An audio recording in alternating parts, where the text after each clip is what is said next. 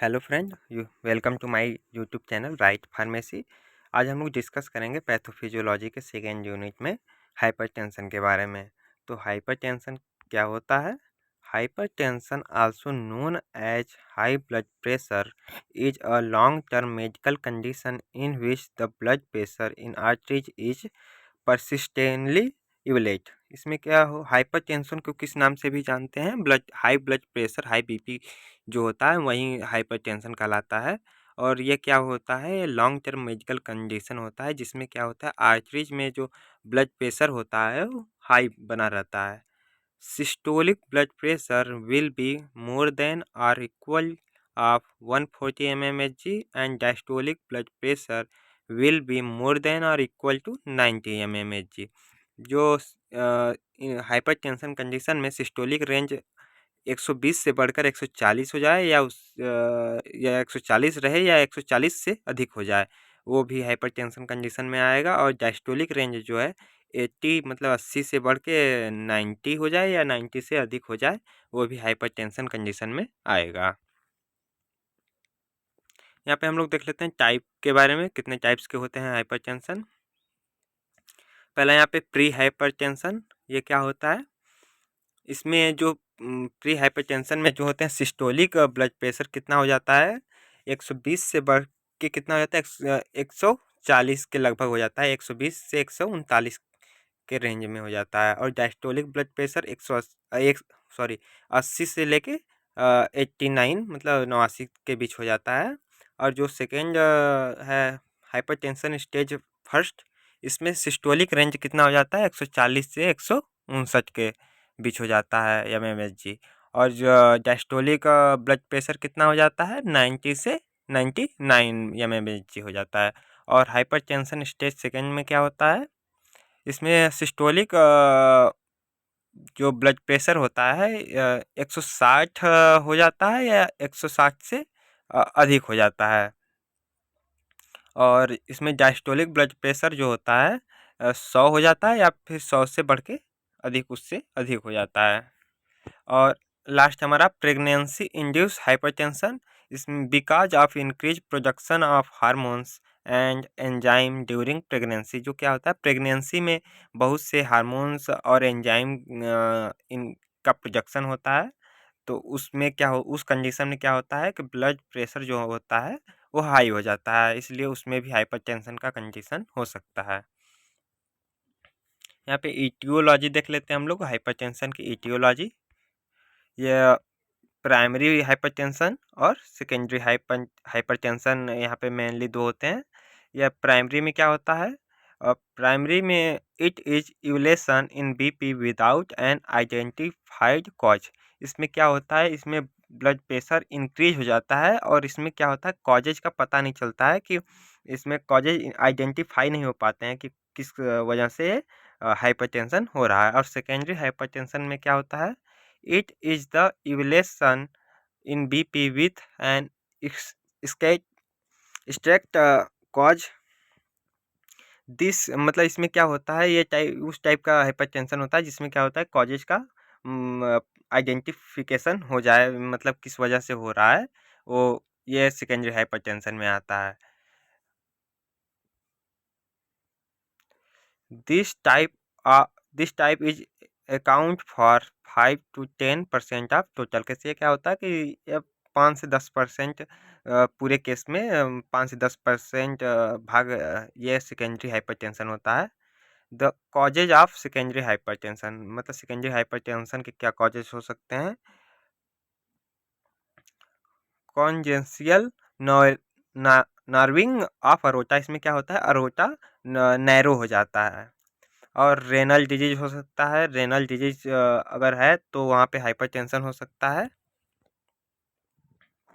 यहाँ पे नेक्स्ट क्या है, endocrine disorder like causing syndrome. क्या हो जाता है, इंडोक्राइन कोई डिसऑर्डर हो गया जिससे कॉजिंग सिंड्रोम, उसके वजह से हाइपरटेंशन हो सकता है। स्लीप एपनिया से हो सकता है। Medication like oral contraceptive pills, NSAID and cocaine, मतलब कोई भी अगर हम ले रहे हैं दवा जो टॉक्सिक हो, उसके वजह से भी हो सकता है। और किरोसिस ऑफ लीवर, जो किरोसिस ऑफ लीवर में किरोसिस होता है उसके वजह से हाइपरटेंशन हो सकता है। और रिस्क फैक्टर जो कॉजेज होते हैं पूरे हाइपरटेंशन के, रिस्क फैक्टर क्या क्या हो सकते हैं? एज, अगर chance of CAD coronary artery disease after 50 year age, अगर आप कोई पर्सन का 50 ईयर एज से ज़्यादा अगर उसका एज है तो उसमें हाइपरटेंशन का कंडीशन हो सकता है। एल्कोहल एंड स्मोकिंग, अगर वो कोई पर्सन एल्कोहल और स्मोकिंग ज़्यादा कर रहा है तो उसके वजह से भी हाइपरटेंशन का खतरा बना हो सकता है। Excessive dietary intake of sodium, अगर नमक ज़्यादा ले रहे हैं, मतलब सोडियम क्लोराइड या कोई सोडियम मतलब जिसमें नमक ज़्यादा वाला खाना खा रहे हैं, उसकी वजह से हो सकता है हाइपरटेंशन। जेंडर, अगर वो ये भी इस पे भी डिपेंड करता है कि मतलब वो फीमेल है या मेल है, उसके वजह से भी हो सकता है। फैमिली हिस्ट्री, अगर वो जेनेटिक है, अगर पिछले उस अगर फादर को है या हाइपरटेंशन उनके फादर को है तो ये जेनेटिकली चला आता है, इसके वजह से हो सकता है हाइपर टेंशन। ओबेसिटी की वजह से हो सकता है। सेडेंटरी लाइफस्टाइल, अगर लाइफस्टाइल सही नहीं है तो उसके वजह से भी हाइपरटेंशन हो सकता है। स्ट्रेस, अगर कोई भी स्ट्रेस है किसी वजह से तो उसके वजह से हाइपरटेंशन हो सकता है। यहाँ पे देख लेते हैं हम लोग pathophysiology of hypertension. The normal blood pressure is maintained by 4 mechanism, ये क्या होता है? 4 मैकेनिज्म में इसका पैथोफिजियोलॉजी होता है। पहला है क्या? Sympathetic nervous system activities, activity of vascular endothelium, activity of renal system, activity of endocrine system. First देख लेते हैं सिंपैथेटिक नर्वस सिस्टम एक्टिविटीज। इसमें क्या होता है? when the blood pressure is decreasing in the activation of sympathetic nervous system will occur, क्या होता है कि जब ब्लड प्रेशर डिक्रीज हो जाता है तो क्या होता है? सिंपैथेटिक नर्वस सिस्टम स्टिमुलेट होता है। The increasing increased SNS sympathetic nervous system activities increase the heart rate, क्या होता है? जब सिंपैथेटिक नर्वस सिस्टम इंक्रीज होगा, स्टिमुलेट होगा तो क्या कॉज करेगा? हार्ट रेट को इंक्रीज करेगा। एंड कार्डियक कंट्रैक्शन, वो और कार्डियक कंट्रैक्शन को स्टिमुलेट करेगा, इंक्रीज करेगा। The increased the heart rate and cardiac contraction produce vasoconstriction in the peripheral arterioles and promote the release of renin from kidney।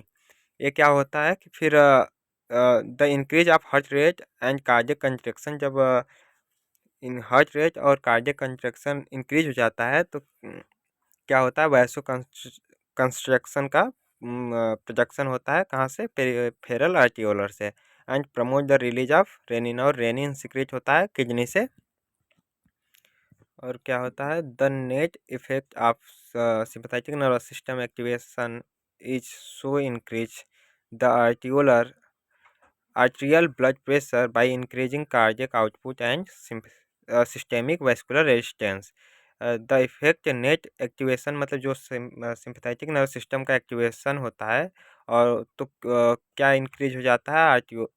Arterial blood pressure जो होता है वो increase हो जाता है, और कार्डियक आउटपुट और सिस्टेमिक वैस्कुलर रेजिस्टेंस भी इंक्रीज हो जाता है। यहाँ पे नेक्स्ट हम लोग देख लेते हैं एक्टिविटीज ऑफ वैस्कुलर एंडोथेलियम, जो पैथोफिजियोलॉजी में।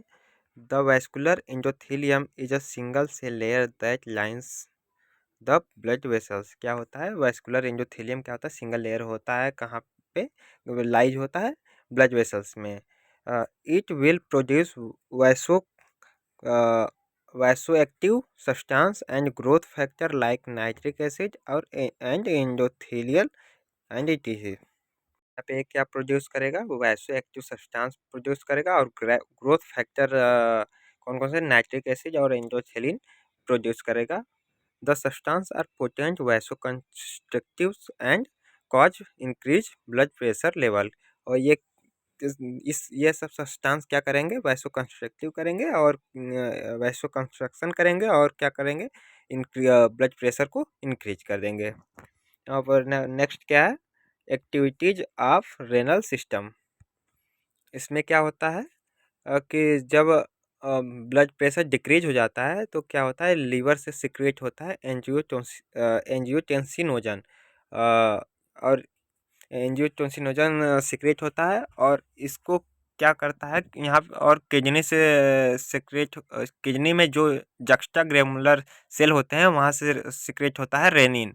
वो क्या करता है कि एंजियोटेंसिनोजन को एंजियोटेंसिन फर्स्ट में कन्वर्ट करता है। और क्या होता है, एंजियोटेंसिन फर्स्ट एंजियोटेंसिन सेकेंड में कन्वर्ट होता है through the AC angiotensin converting enzyme के द्वारा, जो कहाँ से सिक्रेट होता है, लंग्स से सिक्रेट होता है। और क्या होता है, थोड़ा सा ऊपर कर लेते हैं हम लोग। एंजियोटेंसिन सेकेंड क्या करता है, वैसोकंस्ट्रक्शन कराता है और इंक्रीज एल्डोस्टेरोन सिक्रीशन करा देता है।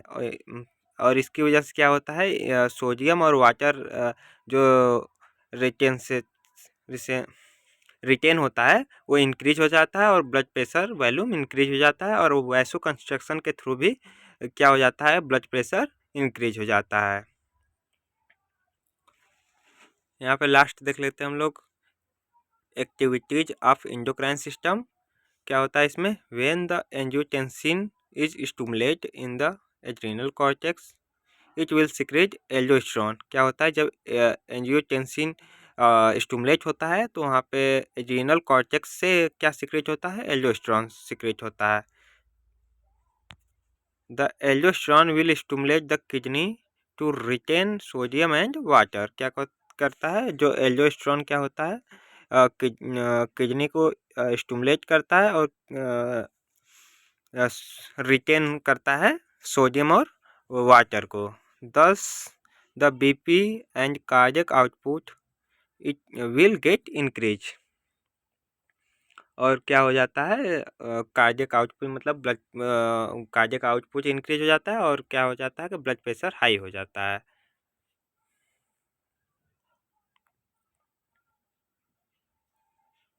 ये देख लेते हैं हम लोग क्लिनिकल फीचर्स। ये क्या होता है, sometimes the high blood pressure does not cause any symptoms so that it is known as silent killer disease.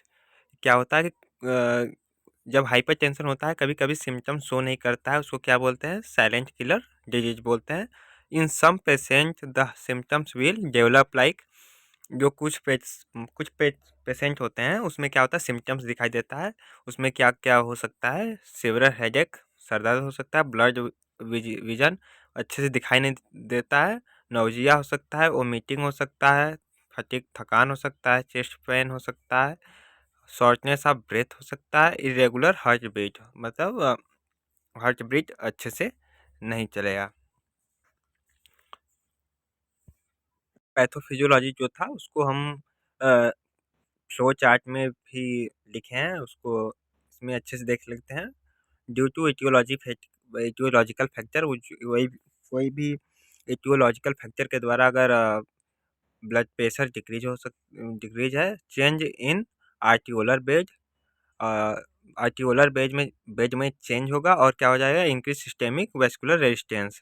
Systemic vascular resistance क्या होगा, इंक्रीज हो जाएगा, तो क्या होगा फिर, इंक्रीज हार्ट रेट इंक्रीज होगा, और हार्ट रेट इंक्रीज होगा तो कार्डियक आउटपुट इंक्रीज होगा, उससे क्या होगा, ब्लड प्रेशर राइज हो जाएगा, इंक्रीज हो जाएगा। एक यहाँ से ब्लड प्रेशर इंक्रीज होता है, और फिर एक क्या है, डिक्रीज ब्लड प्रेशर। अगर फिर से ब्लड प्रेशर डिक्रीज है तो क्या होता है कि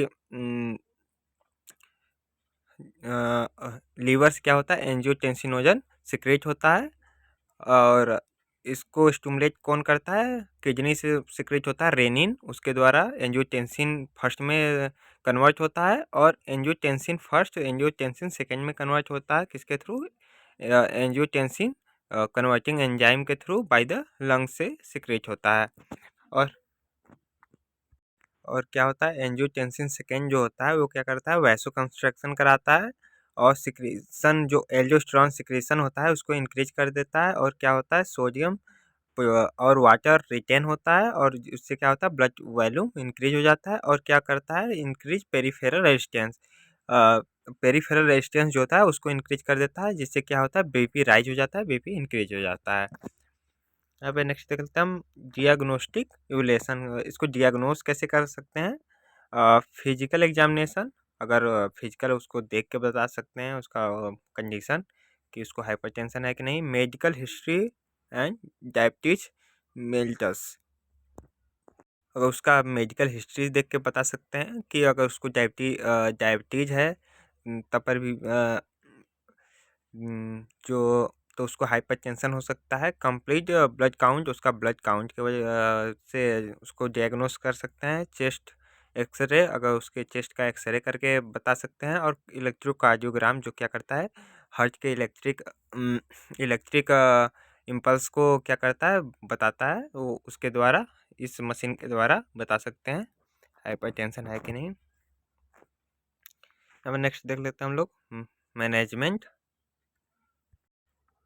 Mainly, the management of hypertension is possible by two way, which include lifestyle modification और फार्माकोलॉजिकल थेरेपी। क्या होता है लाइफस्टाइल मॉडिफिकेशन में, क्या आएंगे? The life style modification measures mainly weight reduction, अगर वेट घटा के कर सकते हैं। डाइटरी सोडियम रिडक्शन, सोडियम कम खाएं, मतलब नमक कम ले। रिड्यूस एल्कोहल, एल्कोहल ना लेकर। और एक्सरसाइज करें। और स्ट्रेस मैनेजमेंट, और स्ट्रेस ना लेकर। एंड देख लेते हैं हम लोग फार्माकोलॉजिकल थेरेपी के द्वारा कैसे हाइपरटेंशन को सही किया जा सकता है। Various group of drug are used for treatment of hypertension collectively. These drugs are called as anti hypertension hypertensive drug which includes various group of drug, मतलब जो ड्रग हो का ग्रुप होता है जो हाइपरटेंशन में यूज होता है, उसको क्या बोलते हैं, एंटी हाइपरटेंसिव ड्रग बोलते हैं। उसमें कौन कौन से क्या क्या इंक्लूड होता है। पहला है डाययूरेटिक्स, ये क्या करता है, it help the kidney to inhibit the sodium reabsorption in the distal convoluted tubules. ये क्या करता है कि ये सोडियम को के रीअब्जॉर्प्शन को रोकता है, इनहिबिट करता है। इसमें एग्जांपल्स कौन से हैं, क्लोरोथियाजाइड एंड फ्यूरोसेमाइड। नेक्स्ट है हम लोग का बीटा ब्लॉकर्स। इसमें क्या, ये दवा क्या क्या होता है, this medication reduce the workload of heart and blood vessels and causing the heart to beat slowly and with less force. जब हाइपरटेंशन हो जाता है तो उसमें क्या होता है, हार्ट बीट ज़्यादा तेज चलने लगता है। ये क्या करता है कि हार्ट के वर्कलोड को रिड्यूस करता है। और क्या करता है कि हार्ट बीट को स्लोली करता है। इसमें कौन से दवा हैं एग्जांपल, एंटेनोलोल और प्रोपेनॉल। नेक्स्ट हम लोग का अल्फा ब्लॉकर्स। ये मेडिकेशन क्या करता है, this medication cause the peripheral vaso dilation. ये क्या करता है, पेरिफेरल वैसो डायलेशन कॉज करता है, जिसके थ्रू क्या होता है, हाइपरटेंशन सही होता, हाइपरटेंशन को सही किया जा सकता है। इसमें एग्जांपल क्या है, पैराजोसिन। नेक्स्ट लास्ट हम लोग का है एसी इन्विटर, जो एंजियोटेंसिन कन्वर्टिंग एंजाइम इन्विटर। इसमें क्या होता है, this group of medication will reduce the conversion of angiotensin first to angiotensin second vasoconstriction. ये क्या करता है कि ये वो दवा होता है जो एंजियोटेंसिन फर्स्ट को एंजियोटेंसिन सेकेंड में कन्वर्ट करने को रोकता है। जिससे क्या होता है कि ब्लड प्रेशर को मेंटेन किया जा सकता है, हाइपरटेंशन को मेंटेन किया जा सकता है। एग्जांपल क्या है, कैप्ट्रोपिल।